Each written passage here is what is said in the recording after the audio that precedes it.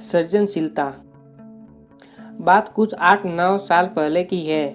मैं शाम को जल्दी पहुंचा और आते ही अपना लैपटॉप लेकर अगले दिन ऑफिस में दी जाने वाली प्रेजेंटेशन बनाने बैठ गया।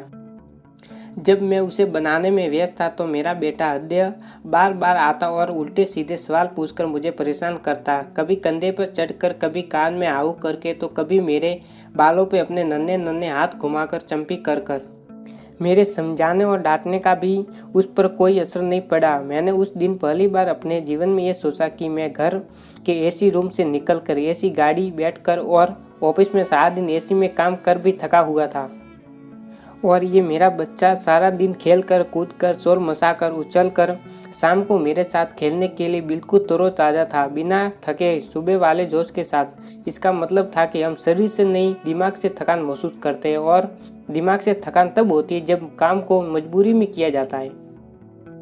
अपनी इच्छा या अपने मन से अपने आनंद के लिए किए गए काम में कभी थकावट नहीं होती। जैसे कोई बच्चा 6 घंटे धूप में क्रिकेट खेलने के बाद भी बस माँ अभी 2 बॉल और खेल के आता हूँ ऐसा कहता है। पसीने से तरबतर उसको थकावट नहीं होती, क्योंकि उसे खेलने में मज़ा आता है। तब मैंने सोचा कि अगर हृदय को किसी और काम में उलझा दिया जाए तो बात बन सकती है। मैंने पास ही पड़ी एक पुरानी पत्रिका उठाई और उसके पन्ने पलटने लगा। तभी मुझे उसमें एक विश्व का मानचित्र छिपा दिखा। मैंने तेजी से वो पेज फाड़ा और हृदय को पास बुलाकर कहा, देखो ये वर्ल्ड मैप है। अब मैं इसे कई पार्ट्स में कट कर देता हूँ। तुम्हें इन टुकड़ों को फिर से जोड़कर वर्ल्ड का मैप तैयार करना होगा। ये हमारा गेम है। ऐसा कहते हुए मैंने ये काम हृदय को दे दिया। हृदय तुरंत मैप बनाने में लग गया और मैं यह सोचकर दूसरे कमरे में आ गया कि अब ये 2-3 घंटे इसमें लगा रहेगा और मैं अपना काम कर दूंगा।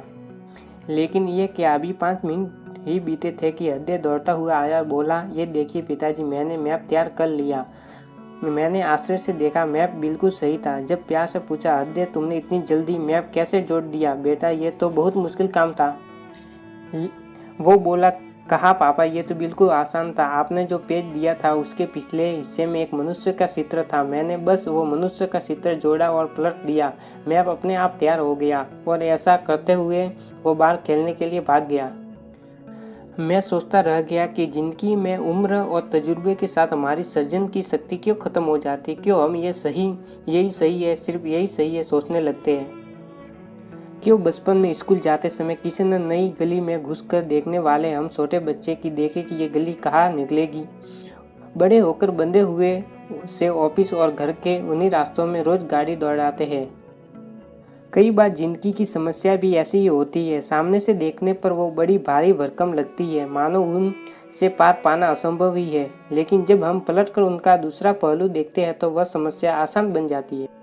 इसीलिए जब कभी आपके सामने कोई समस्या आए तो उसे सिर्फ एक नज़रिए से देखने की बजाय पलटकर दूसरे दृष्टिकोण से देखिए। क्या पता वो बिल्कुल आसान बन जाए। अपने अंदर के बच्चे को जिंदा रखिए, सृजनशीलता भी बनी रहेगी।